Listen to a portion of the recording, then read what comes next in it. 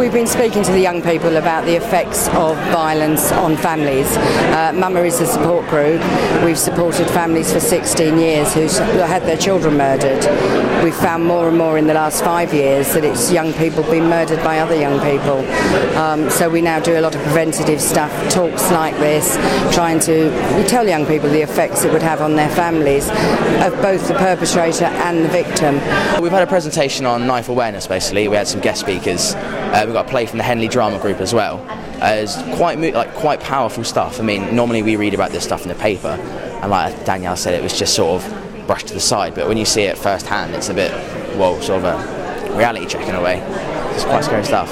The slideshows, it was actually really hard to look at. I mean, not just because there were stab wounds, but it was hard to look at these people who are stood around graves that you know are teenagers. And it's just really hits you very hard when you see people's grandmothers and parents crying at grave sites. When we talk to young people, they think carrying a knife will make them safe. What we try to show them, it's actually just the opposite. It can be turned against you and you can be the victim, or in a moment of madness you can use it and you become a murderer.